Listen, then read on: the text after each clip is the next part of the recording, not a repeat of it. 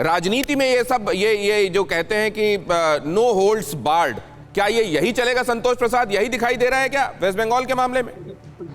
देखिए, दीपक जी अभी कुछ बोल रहे थे। दीपक जी को अपना देश का कल्चर मालूम नहीं है। वो देश के कल्चर के ऊपर हमला कर रहे हैं। जिस कल्चर में वो पैदा हुए हैं उसके ऊपर हमला कर रहे हैं। पहले तो उनको अपना कल्चर जानना चाहिए। पश्चिम बंगाल में खुलेआम क्या हो रहा है, ये पूरा मीडिया तंत्र सब दिखाई दे रहे हैं। हमको सब हमारा जगह दिखाई दे रहा है, से पहले आप अपना देश की संस्कृति की इज्जत करना सीख लीजिए। काम कर रहे हैं। दूसरे चीज, देश और संस्कृति आप नहीं सिखाएंगे, भाजपा का कल्चर आप नहीं बताएंगे, आरएसएस का कल्चर आप मत बताइए। एक बार दीपक झा सुन लीजिए, हो सकता है कुछ ऐसा लग रहा हो आपको जिसका जवाब देना आवश्यक है। बीच में मत बोलिए, जब वो बोल चुके हैं आपको मौका दूंगा मैं। सुनिए क्या कह रहे हैं वो।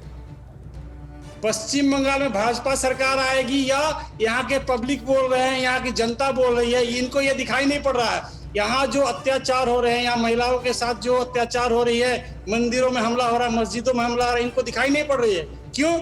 चलिए इस सब के बीच में संतोष आपको रोकता हुआ कुछ अच्छा दिखा देता हूँ, ये तो हम चर्चा कर ही रहे हैं। वेस्ट बंगाल में उम्मीद ये करें वहां भी खुशनुमा तस्वीरें इलेक्शंस के कैंपेन ट्रेल के दौरान लोगों के और इलेक्शंस के दौरान दिखाई देंगी।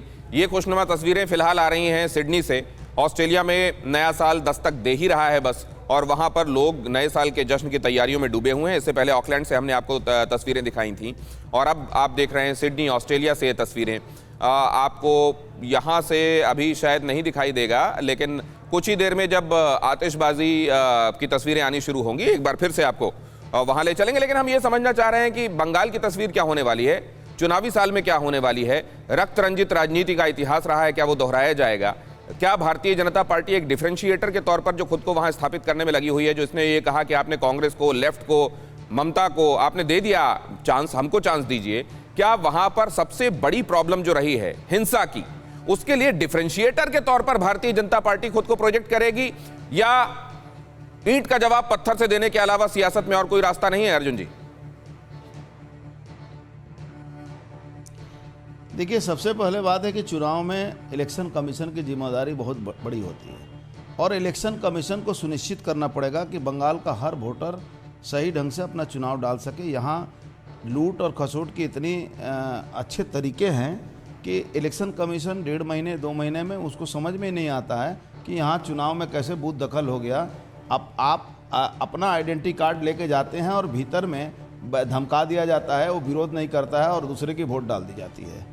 बंगाल में ये हत्या का दौर जब तक कानूनी रूप से इलेक्शन कमीशन ये पुलिस का जो ट्रांसफ़र पोस्टिंग होता है इस पर नज़र रख के नहीं किया, तो ये अद्भुत ढंग से पुलिस वाले इस जो एक क्राइम होता है इलेक्शन का, उसमें वो पार्टिसिपेट करते हैं। देखिए, बड़ा तरीका होता है। एक छोटा सा मैं एग्जाम्पल दे दूं कि बंगाल के अंदर क्या होता है कि आज थाने में उनके 4 साल हो गए, उनका ट्रांसफ़र होगा इलेक्शन कमीशन के ऑर्डर से, तो उनको ट्रैफिक में ट्रांसफ़र कर दिया जाता है उसी थाने के अंदर, और चुनाव के दिन उसकी ड्यूटी लगा दी जाती है। तो ये पूरा कानून का धज्जी उड़ाया जाता है। तो बंगाल के ये कल्चर यहाँ शुरू से, वाम फ्रंट ने भी वही किया, तृणमूल वाले ने भी वही कर रहे हैं, और हमारे तो ये तो बहुत बड़ा आरोप आपने लगा दिया अर्जुन जी, ये तो बहुत बड़ा आरोप आपने लगाया कि अगर चुनाव के दौरान भी, जबकि पूरा कंट्रोल फिर इलेक्शन कमीशन के पास होता है, अगर उस दौरान भी ये हो रहा है, तो आप तो ये बहुत बड़ा इशारा कर रहे हैं कि जिस संस्था के ऊपर इस बात की जिम्मेदारी है कि फ्री एंड फेयर इलेक्शंस हो,